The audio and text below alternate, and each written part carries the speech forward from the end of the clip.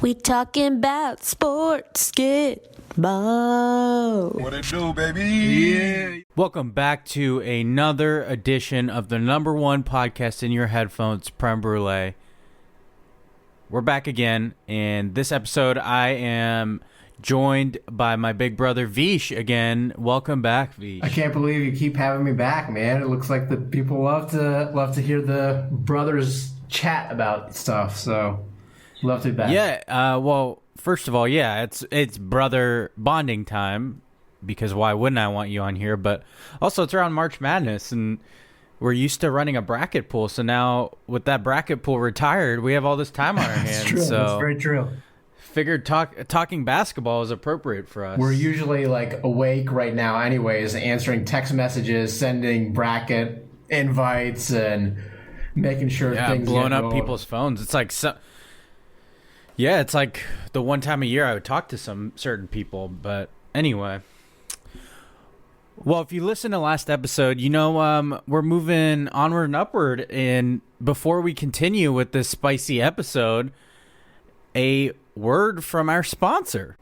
This episode of the Prem Brulee podcast is brought to you by Babcock Supply Co.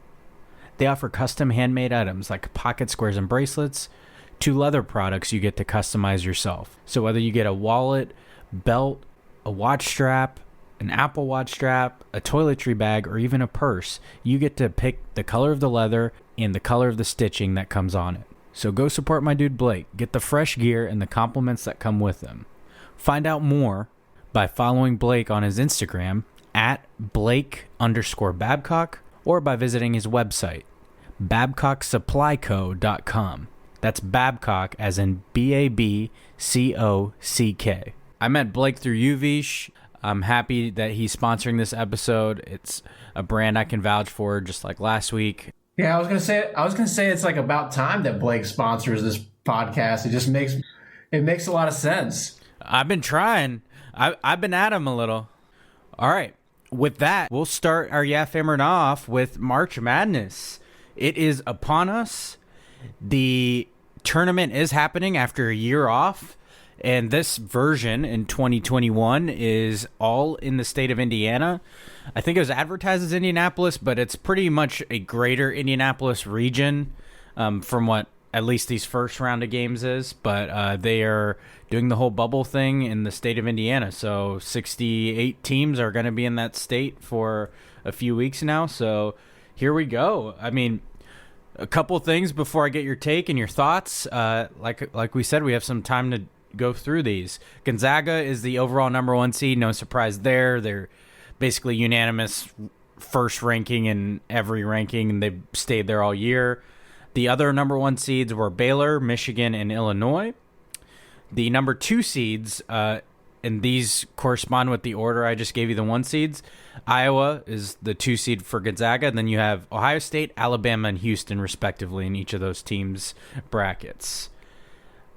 As for conference alignment, shout out the Big Ten. They got 9 teams into the tournament. 9 out of their 14 made it to the field of 68, including 4 out of those 8 that I just named being in the top 8 teams, so very impressive.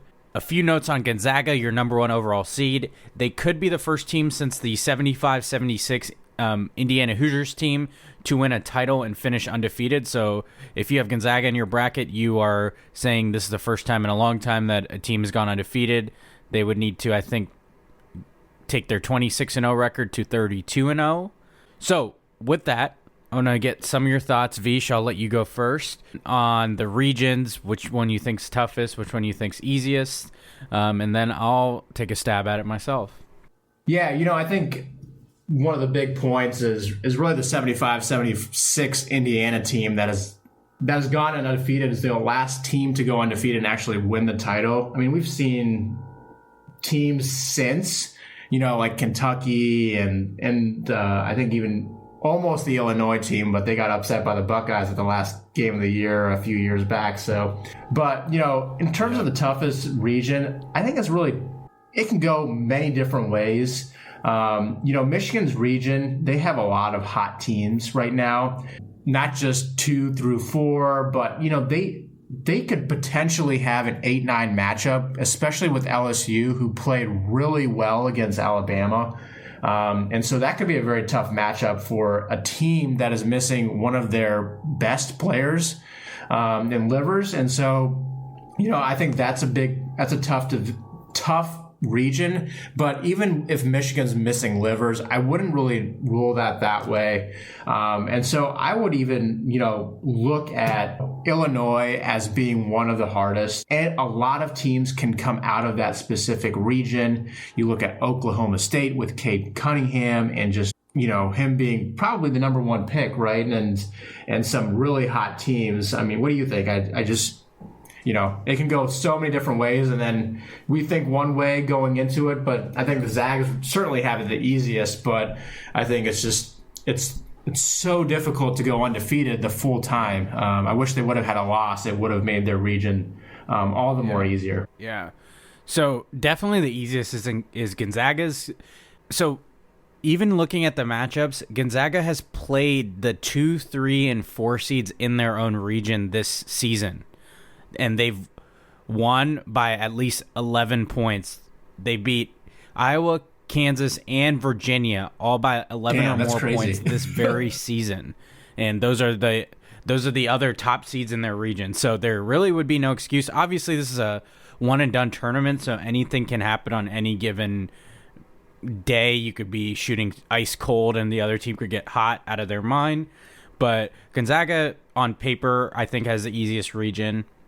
As for the toughest, you brought up the 2 regions I was considering because you mentioned like Cade Cunningham for Oklahoma State in Illinois' region. Even Tennessee feels like the best of the 5 seeds. But I think my answer is Michigan's region because not only I know you kind of went over briefly their higher seeds, but Alabama and Texas are the number 2 and 3 seeds respectively. Yep. They are red hot. They are very popular Final Four picks. I'm sure everyone's seen by now. Like the experts are very high on that being the region because it's popular not to have all 1 seeds make the Final Four, and that's usually the region people are taking. Those even if you're looking at the first 4 matchup with Michigan State and UCLA, I mean they're blue bloods. Yeah. Perennial powerhouses, but they have coaches that have probably been there and some players that are used to playing in some big games. So, you have that team that comes, one of those teams that come out of that have to beat BYU. You even have a pretty good Maryland team from the Big Ten that was probably one of the top teams last year. So again, they have what it takes. And then Georgetown, again, that Cinderella story, which is weird to say about Georgetown, but again, they are super hot coming in, and we're used to a Big East team, like UConn and Kemba Walker's team a few years ago that just seem like they're running the table because they got hot at the right time. Yeah, it's right, and it's perfect to go into it in momentum, and then that's a perfect segue. I wanted to talk a little bit about 12-5s because there's such a popular upset pick, and Georgetown's one of the 12 seeds. So I did a little research on, it's popular when you're filling out a bracket. Everybody talks about the 12-5 upset and needing at least one of them. So I've found some history behind it. In the past 40 years, only 5 times has no 12 seeds won. So those happened in 1988, 2000, 2007, 2015, and 2018, where all 4 or 5 seeds won. So every other time, at least one 12 seed has won in the last 40 years. It is more likely that, in fact, the nature of this is it's more likely that 2 12 seeds win over 0 12 seeds winning.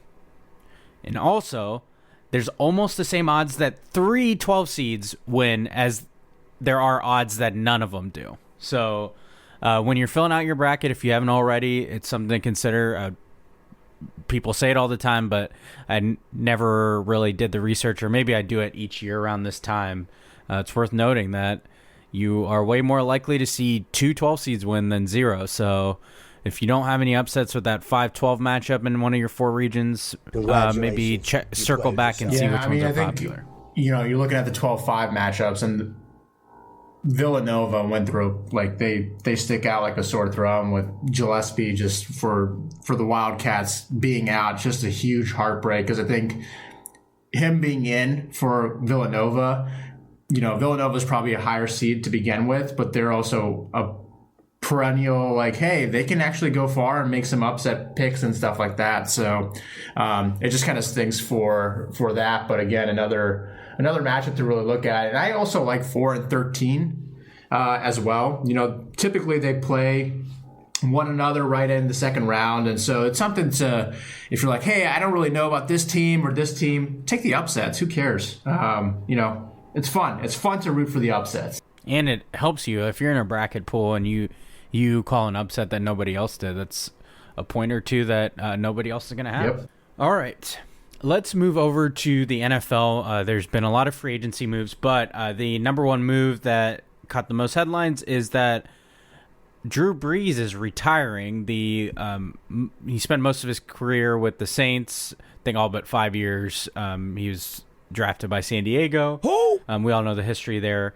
Brees finishes as the NFL's all-time leader in career passing yards at the time of his retirement, and second all-time in touchdown passes and completion percentage. There's also a stat that I want to throw in there for our listeners. He is a 100% always standing for the national anthem. Yeah, it's very important that, he and Myers Leonard want you to fucking know that, by the way. Petty alert, petty alert, petty alert. From the bottom of my heart, I'd like to take this chance to apologize to absolutely nobody. So Brees will work for NBC. He has already announced that he will be calling Notre Dame football games alongside Mike Tirico, and he will be a studio analyst during Sunday's Football Night in America show. As for the Saints' plan at quarterback, they did re-sign Jameis Winston to a 1-year deal. It is worth it can be anywhere from $5.5 million up to a little over $12 million, depending on incentives. Obviously, they signed Taysom Hill to a big contract before because, for whatever reason, Sean Payton loves him more than anything in this world. Even when he had Drew Brees, the first ballot Hall of Famer, was wasting time with Taysom Hill. Don't get me started on that. But obviously, I think most people are going to be like, hey, yeah, fam, the Drew Brees retiring. He's like broke ribs, punctured lungs. Like, he's had a rough go of it the last few years. But let me get your yeah, fam, or not him retiring overall. And then, what do you think the Saints do at quarterback? Is it Winston, Hill, a combination of both? Yeah, I think it's a yeah fam for Brees. All jokes aside, great quarterback and someone that before he signed with the Saints, it seemed like his career was pretty much over. He had a pretty bad shoulder surgery and he could have gone to Miami and just didn't work out that way. And that's when Saban was with the Dolphins. So it's all these what ifs and could ifs and whatever it could be. But he landed in a good spot to make himself a first ballot Hall of Famer. So congrats to Brees and also already landing a gig. I don't know if he's from, Indiana. He obviously went to Purdue, but it's great for him to be able to call Notre Dame games. I'm sure it's nice and it'll be a little bit easier to not have 17 broken ribs playing a game. As to your question around Winston or Taysom Hill, I really think it was going to be Winston. There's no other reason why they would bring him back. I think that is telling of itself.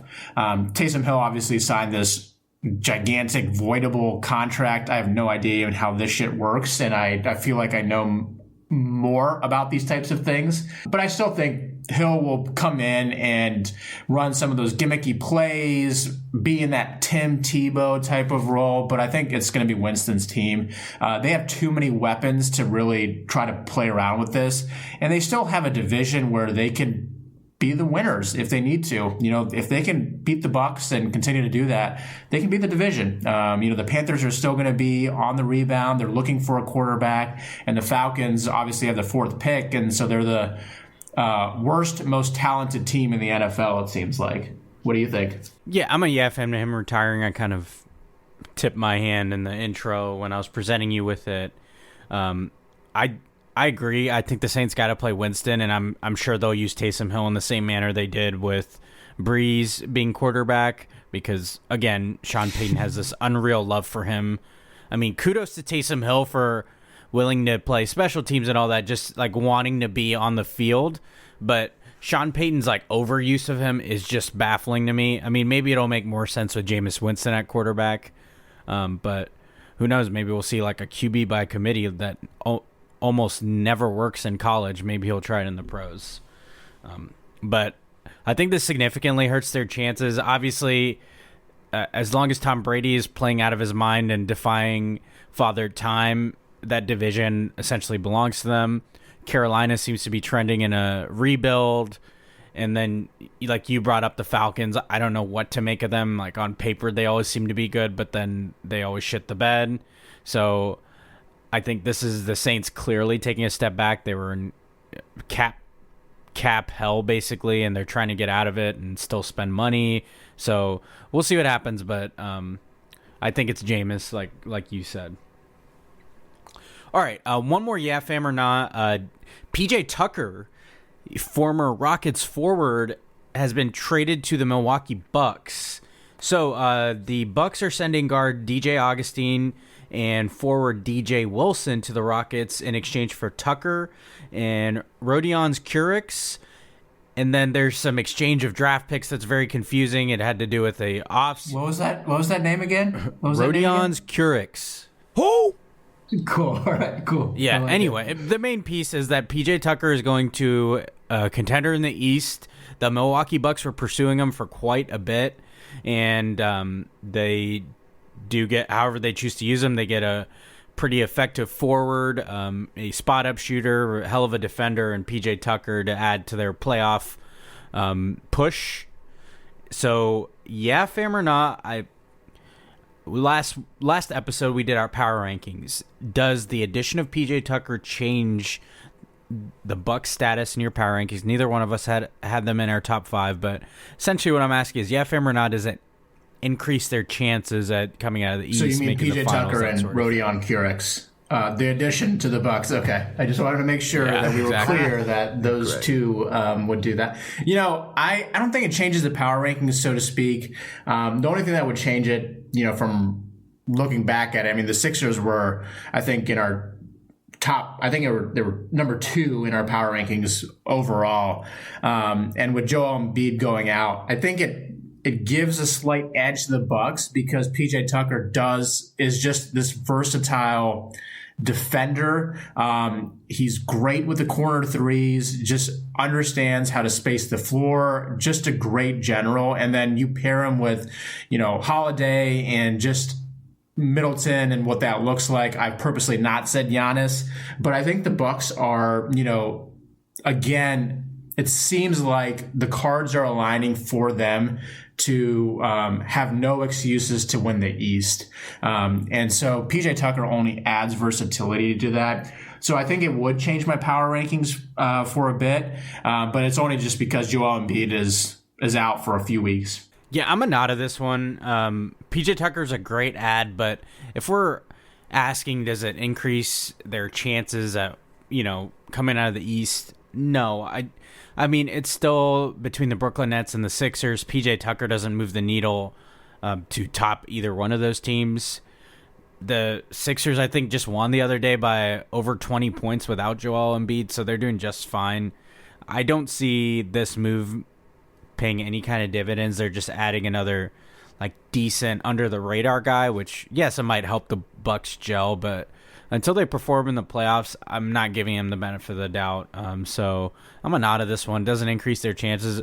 Is it a good move for their part? Yeah, why wouldn't you have PJ Tucker on your team to add depth to your squad instead of like DJ Augustine? So from their standpoint, it makes sense. But no, yeah, and see, I'm a nod. My thinking around this is if we're removing the Sixers because, you know, Embiid's injury looked pretty scary, and I think we're glad that he's going to be back at some point, but we don't know if he's going to be 100%. But if it's against the Bucks and the Nets, you have PJ Tucker, Holiday, two pretty much locked down defenders going against Harden and Irving. and that puts a lot of pressure on KD. And you can really mix Middleton, any of their bigs with the Bucks, and even Giannis guarding KD. So you have a chance to actually defend the Nets, who are just a huge powerhouse right now.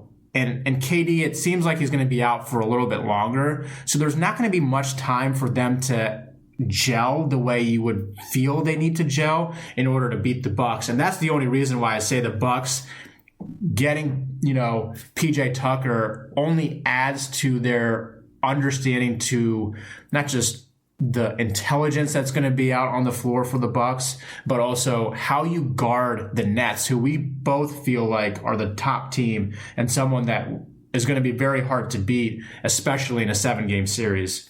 I mean, bottom line, PJ Tucker ain't fucking solving Kevin Durant, James Harden. Giannis still has to play out of his mind, and we haven't seen Giannis play out of his mind the same way we haven't seen James Harden play out of his mind. So whoever comes out of the East is still a crapshoot, and I still wouldn't put it past for the Heat to turn it on late. We'll see. You don't even have to be that great to make the playoffs out of the East. All right. It is now time for You Played Yourself. I'm petty as hell. And I'm super petty. Here we Petty Le Pew. Go. All right, first up on You Played Yourself, the Chicago Bears. The Bears. I felt a responsibility. I don't know that many Bears fans, but I know enough of them. The Chicago Bears signed Andy Dalton to a 1-year, $10 million deal. Dalton, of course, served as the Cowboys' backup last year, turned starter after Dak injury. The Cowboys did want him back, but obviously, if you're Dalton, why wouldn't you take borderline starter money in Chicago?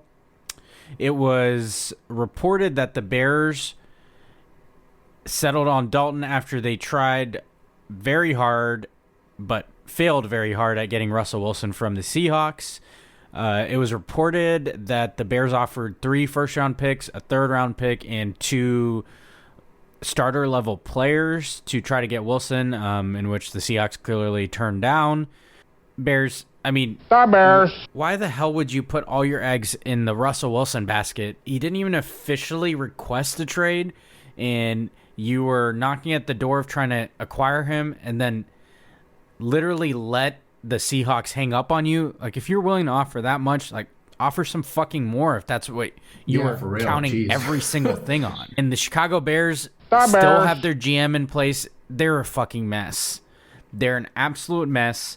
So you played yourself, Chicago Bears, and I feel so bad for Bears fans. Andy Dalton's not bad, but to go from like thinking you had a chance at Russell Wilson and be like, hey, our plan B is Andy fucking Dalton, like, I get it, guys. I get it. Andy Dalton and Nick Foles. I mean, it's that trade report of what was offered to the Seahawks. Shame on them, actually. So I think it's a big played yourself to the Seahawks for turning that down. It's a Bears franchise. You just mentioned the GM and the head coach, who are basically on the hot seat before the season even starts. So those first-round picks that you're getting from the Bears, it might not mean all that much in 2021, but 2022 and 2023, if that's what they were offering, they have a good chance to be a top 10 pick, and you can get a great haul for a quarterback that already has alienated himself in Seattle, has called out basically Pete Carroll, called out the offensive line, and he's been surrounded with weapons. It's not like he doesn't have a Lockett or a Metcalf to throw to. So it's just odd that the Seahawks seem like they would turn this down for a franchise that just seems like they always find themselves, one player away from being just the best team, right? From one player away from being the 85 Bears. And, we're almost 40 years away from their last Super Bowl and their last really part to be relevant. So it just kind of sucks for the Bears, but shame on the Seahawks for turning that down for a quarterback that seems like he doesn't want to be in Seattle anymore. Shit, I disagree with that. I think if you're the Seahawks, Russell Wilson's one of few players that can make up for deficiencies, and that's exactly what the Bears are looking for when trying to acquire him.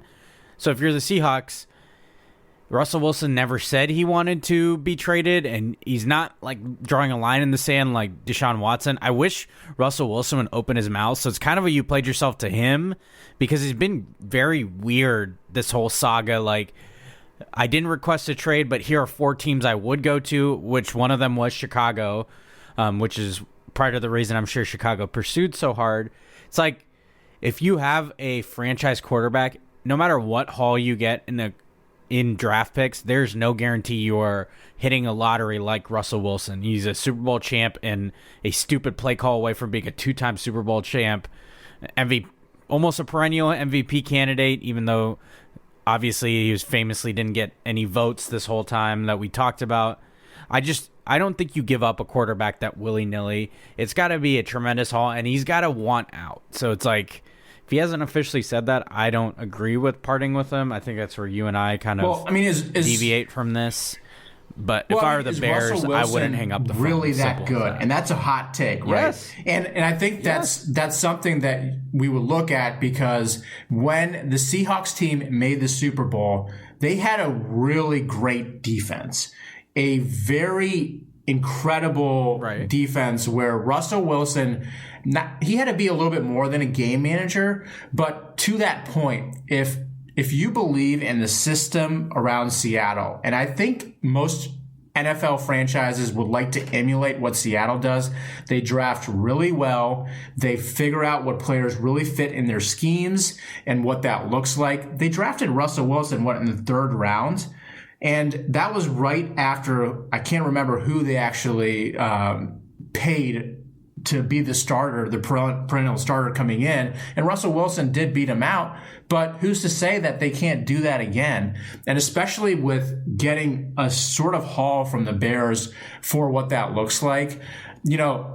I think the way Seattle is positioned right now, like, it would be okay to have a mediocre quarterback, even if that's the worst case scenario, and you're getting this haul as well to fill out what that looks like, because you don't have an offensive line right now. You're in a division where it's going to be very difficult for actually to make any more headway.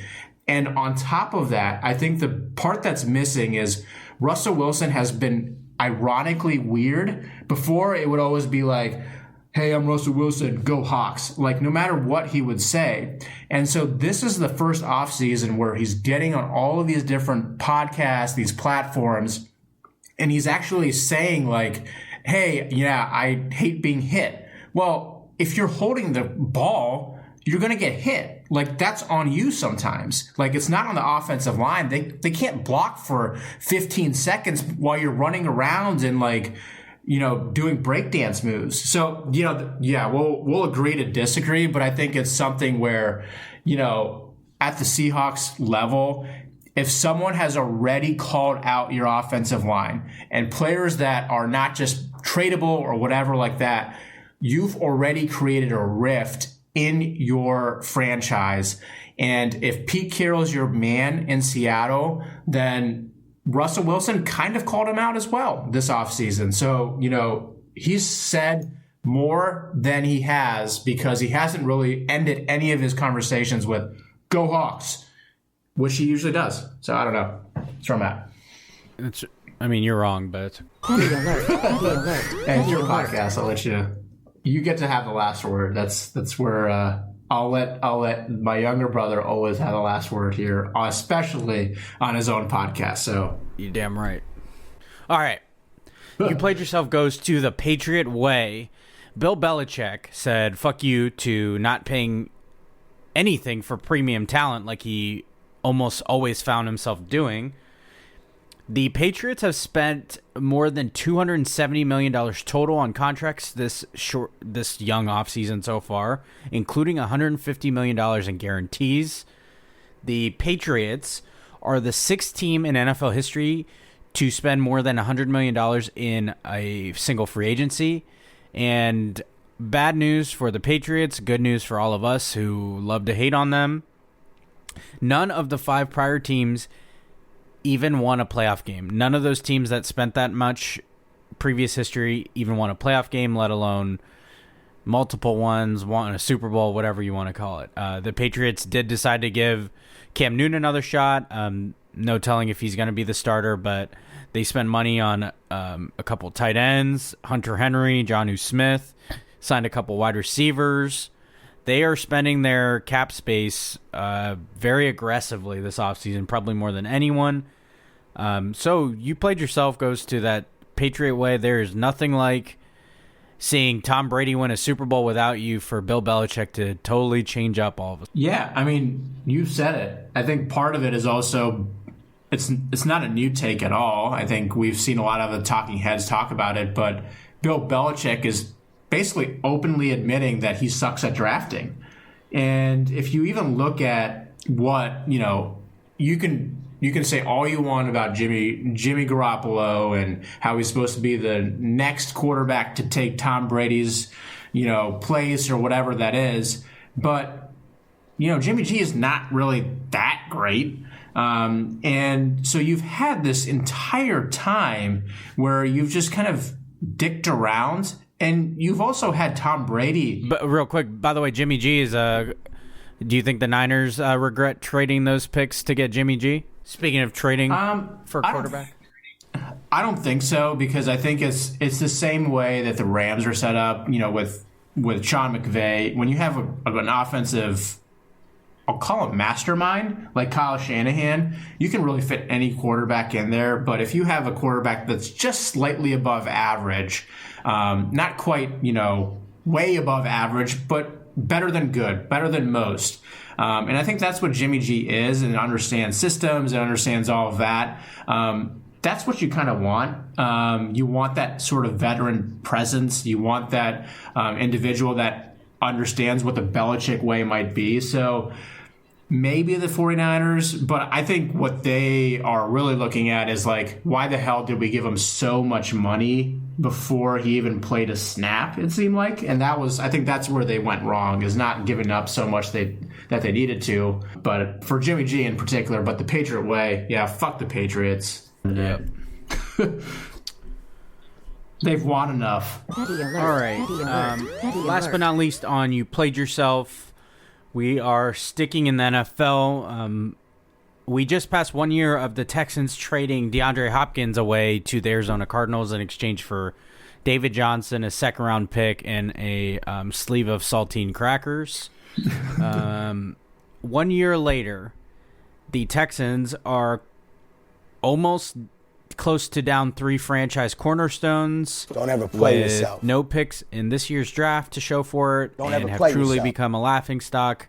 I mean, Don't ever play yourself. we have some other teams making a play in that category, but the fact that the Texans hold it and that happened so quickly in a year is cause for the ultimate You Played Yourself. We've talked about it so much, but I'll give the floor to you, since you are soon to be, looks like, a former Texans fan. Yeah, it is so hard to relive this. I mean, I think this was so devastating on multiple ends. I think I resorted to, if we were going to, give up Hopkins, at least get a king's ransom for him, for the best wide receiver without question in the last, few years up to that trade. And just to get a second round pick and a David Johnson. And if you want to say he could be good, he could go back to his form, he had such a shitty contract that if the Cardinals couldn't trade him, that they were just going to actually cut him, because it just was too much to hold him on the salary. So, it's such a sad situation. Adam Schefter had a tweet commemorating, I guess, the 1 year anniversary of the tweet and really what's happened with the Texans since. And I think I'm going to call this might be the first time on this podcast, You Played Yourself on myself. Probably one of the first podcasts that I was on. I called the Washington football team like one of the worst franchises. And I have to call it played yourself on that. It is the Houston Texans, like without question, everything that they've done. And all credit to Nick Caserio right now. It seems like he's making the right moves, but he has just had this gigantic hole that he's trying to dig himself out of. I can go on and on. We can spend, I think, another 20 minutes on this for me to rant, but I just can't waste any more of my breath. I am just going to take another sip of this beer, just say this is what it is, and hopefully be done with this trash franchise in the foreseeable future. It is crazy how quick things change for them and Texans fans. So, but anyway, we will move on to who you got and what you feeling. And you and I were on the last episode, so a quick recap of what we went over. We briefly covered it earlier. We went over our NBA power rankings heading into the second half of the season and out of the All-Star break. You and I had some sort of combo of, Nets, Lakers, Sixers in our top three. We also added the Jazz and Suns to round out our number 4 and number 5. So it seems like it's heading that direction. We talked a little bit about the Bucks and how they might have something to say about that, but overall, we all know who this is about. We went over the franchise tags that kind of kicked off the off season. Of course, now there are signings going on, a whole lot of moves. We will probably sift through that once those moves are kind of finalized and we can talk about everything in totality. But we talked a little bit about the franchise tags and which ones we felt were impactful, either teams that chose to or chose not to. I talked about the Lions not franchise tagging Kenny Golladay and putting a very good receiver on the market. And you talked about all the safeties that got franchise tagged, some big ones. Marcus Williams of the Saints, Justin Simmons of the Broncos. I cannot relate to having a good safety, so I'm very jealous of those teams for locking those down. On to this week. So, as I said, we're going to probably put a bow on the offseason once the time is right and all these things kind of sort themselves out. There's a lot of dominoes still to fall.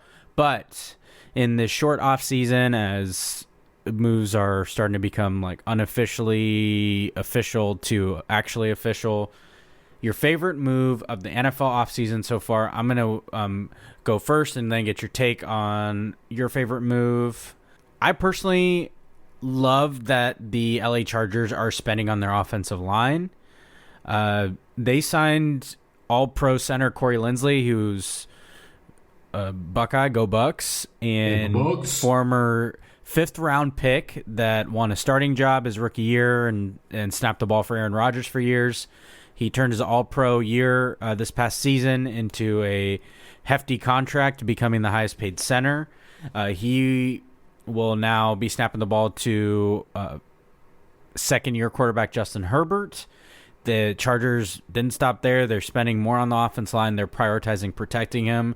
They're doing exactly what Bengals fans hoped Cincinnati would do, and they don't seem to be making moves like that. So I love that. And then the other one was more of like I was looking at some of these moves coming through, and as a Cowboys fan, I was like, I'm not really jealous of any of these moves because a lot of them weren't really exactly needs for the Cowboys, or they weren't contracts that I was thinking, oh, they could have done that. The first deal that made me feel that way was the Minnesota Vikings signed defensive tackle Dalvin Tomlinson, run stuffing, tackle, very good young prospect that started his career at the Giants. They signed him to a 2-year, $21 million deal that was very first-year heavy, so not much of a risk if it didn't pan out. And that was like the first one where I was like, wow, the Cowboys really could have done that contract, and they should have. So what do you got? What was your favorite move of the offseason? Yeah, those are both really good. My favorite move was something that we've talked about right before on our podcast was Andy Dalton to the Bears. And the only reason why is just because I like to see other fan bases. Wait, you want to do the honors? You want to hit the sound it? Yeah, go ahead and sound it. I like to see other fan bases besides myself bask in misery. In reality, I do like a lot of the small moves made by other franchises. Is actually Curtis Samuel to the Washington football team. And, what I called my played yourself on myself, right? Or however that works. But, they're adding not only just two Buckeyes as wide receiver threats, but, adding a lot of options and speed to that Washington football team. And again, that's very scary, I think, for even, your Cowboys going up against, the defending, I guess, NFC East champs as they continue to get better and better. Fitzmagic, too. Yeah. Well, I mean, and, Fitzmagic slings it around. He knows exactly how to do and what to play. And Ron Rivera, again, a great coach already.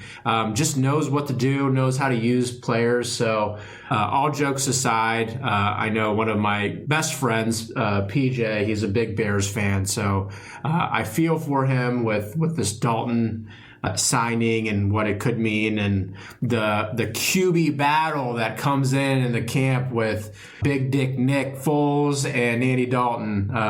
It sounds the QB gross. battle nobody wanted. Yeah, jeez.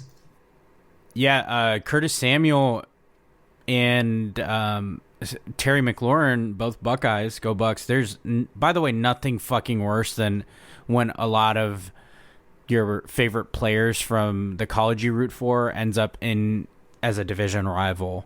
So the Cowboys having to face now a Washington football team with two starting receivers from Ohio State and two guys that talked about playing on the same team while they were at Ohio State is pretty shitty. So, I mean, good for them. Curtis got a 3-year deal for $34.5 million, so pretty decent little payday for him in a market that's with the salary cap going down. So yeah, I like that move too.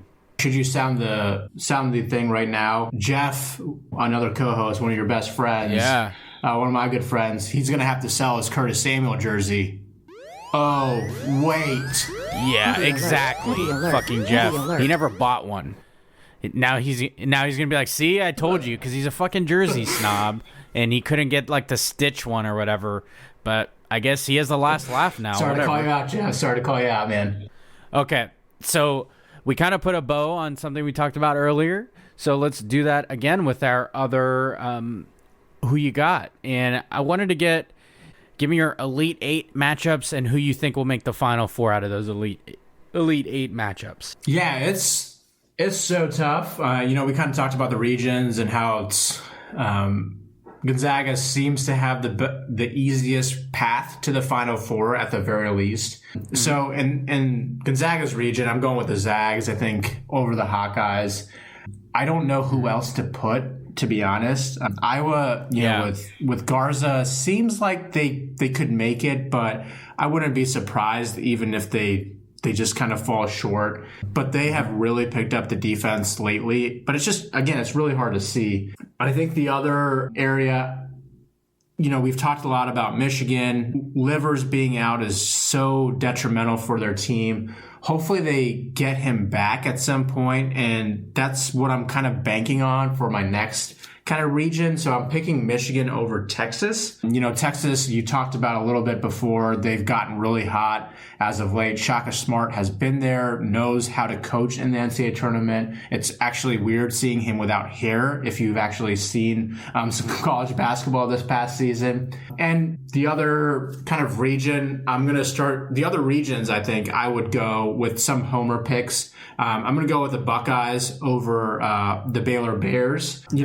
I really feel like Baylor could be a championship team. They're really good. They're really well-rounded. They just know how to play, and they've been very consistent year in and year out. The only reason I'm hesitant with Baylor is because they could face a Wisconsin, North Carolina team in the second rounds, and I feel like that would be the hardest spot. So I'm just going to go with, what my heart feels around the Buckeyes.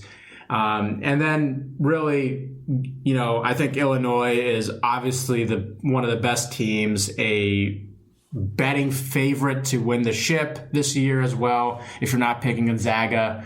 But I got to give some love to my cousins, where their alma mater is the University of Houston. So go Cougs.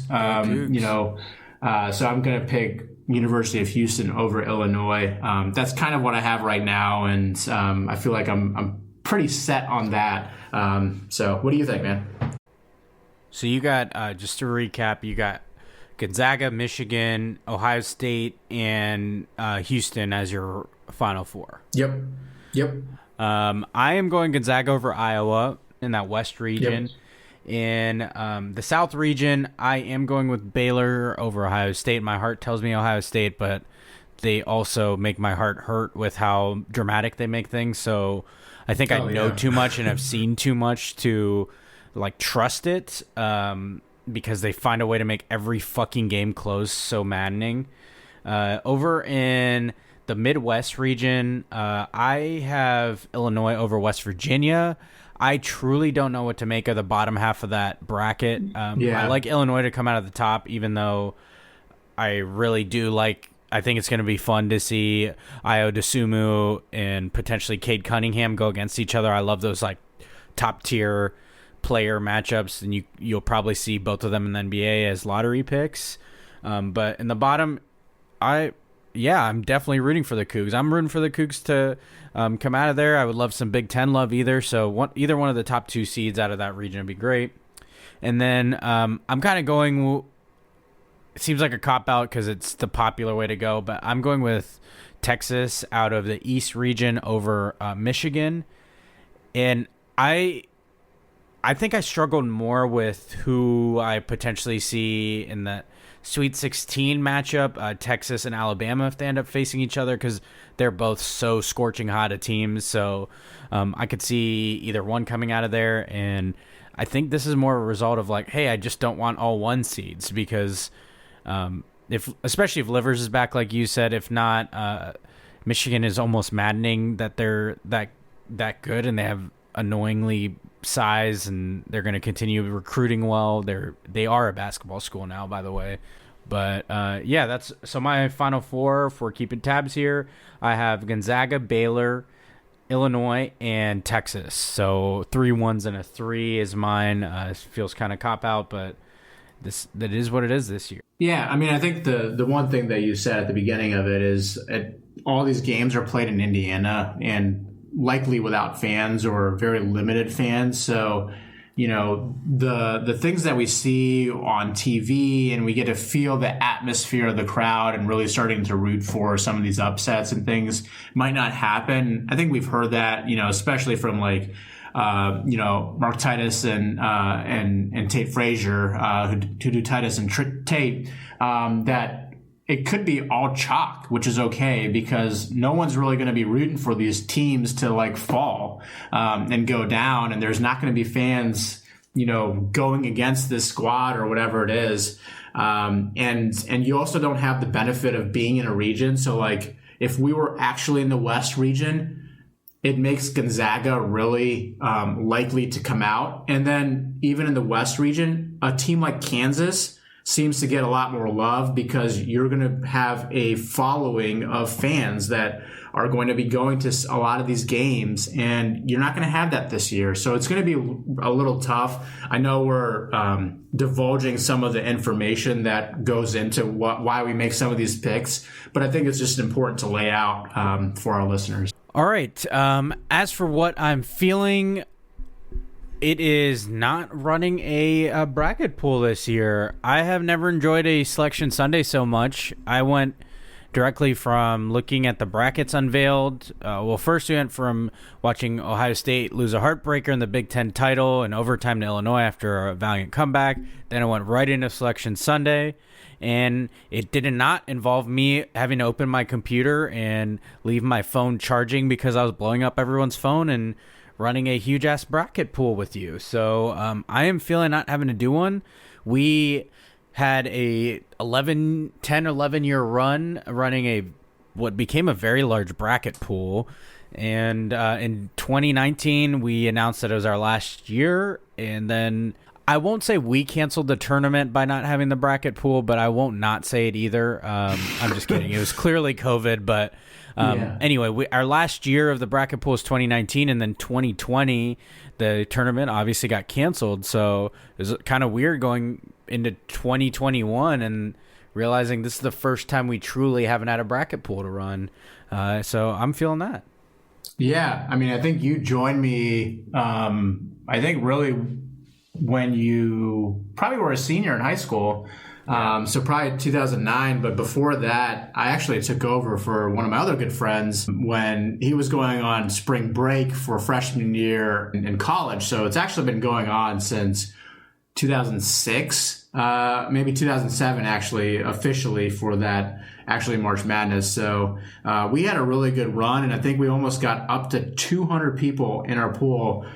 So it was hard to like let go. I really wanted to see us hit that number, but I completely co-sign with you, not having to deal with the headache. I think I got a text from a few people today like, hey, you want to join my bracket? And I was like, oh man, I'll just say yes, and I'll send you the, I'll send me the links to fill it out and for the fun or whatever it is. And it's so relieving. It was a lot of fun. I won't lie. One of the cool things that we did do was we did these scenarios. So because we had so many people, we actually paid out top 10%. And it was kind of cool to see like, hey, you might have this championship, but you don't need to root for that if you want to quote unquote make the money, the most right? money. Yeah. So it was, it's kind of something that I'll kind of miss, but won't at the same time, because leading up to the tournament was just a shit show. Let's just call it for what it is. You number one podcast listeners that might have been in the pool at one point. We never say never. It's not gone for good, but at least right now we're enjoying not having to run this pool. Maybe a little absence will make the heart grow fonder. So I've been saying never say never. I don't know about you, Vish, but I don't see me getting any less busy, so we'll see what happens. Yeah, we'll see what happens.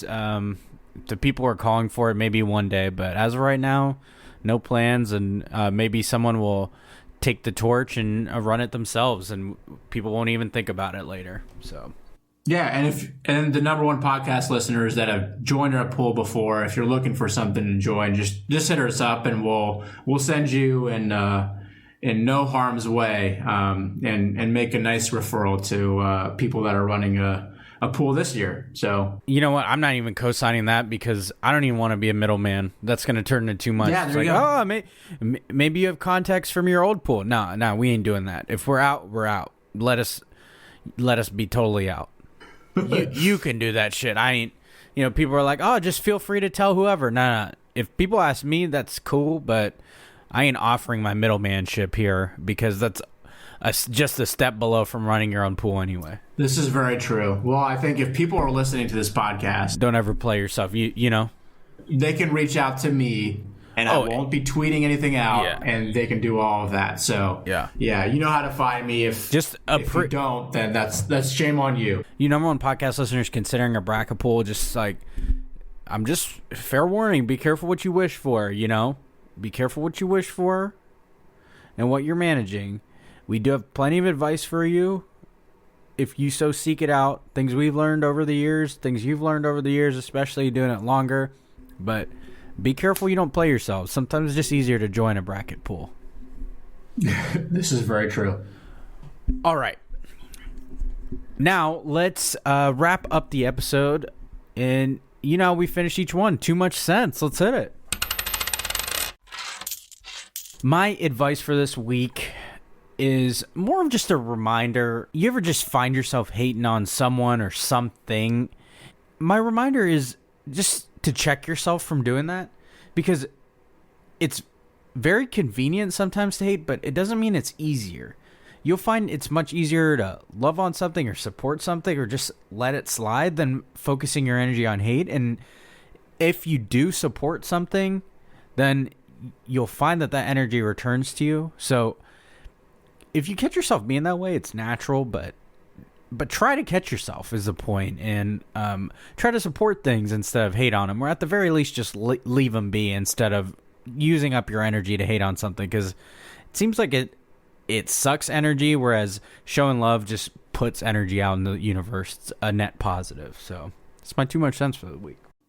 Yeah, I like that a lot, man. In that sense, love you, brother. Love you too, man. Thank you for joining me again. It was nice to talk hoops and not have to worry about blowing up people's phones and track people down to make sure that they filled out their brackets. This is true. That's what we would be doing right now heading into March Madness. So we'll take it. Games actually start on Friday. So if you've made it this far, they don't actually start on Thursday. They actually start Friday and Saturday, or I guess round one or whatever it's called. And then Sunday and Monday is what it clears off. It'll be a little different. It'll be a little weird. Which, by the way, we didn't really talk about that. That's a great point. I don't really like it. I always like the Thursday-Friday combo over, it always just felt more weekend-like. It's going to be weird watching second-round games on Monday instead. But here we are. I think it was an effort so that the first 4 games are all on the same night, which they're all on Friday. So here we go. March Madness is starting, and March Madness starting also marks an end to this edition of the number one podcast in your headphones. Vish, thank you again for joining me. It's always awesome having you on here. Yep, anytime, man. Thanks for having me. Yes, and you number one podcast listeners, may your brackets hit on all of your picks. May you win lots of money in your bracket pools, allegedly. I'm not condoning any gambling, but if you are allegedly in a bracket pool with some winnings to do with it, I hope you hit on every single one of them. And that's the type of good energy I was trying to put out in this Too Much Sense. It's full circle here. There you go. You know the drill, you number one podcast listeners. Share, subscribe, like. If you hit on any one of our picks, we expect some royalties. I'm just kidding. But I sure as hell would expect a nice review, maybe as a thank you. Anyway, that wraps up another edition of the number one podcast in your headphones, Prem Brulee. For my big brother Vish, I've been Premal Bot, and we'll talk to you next edition.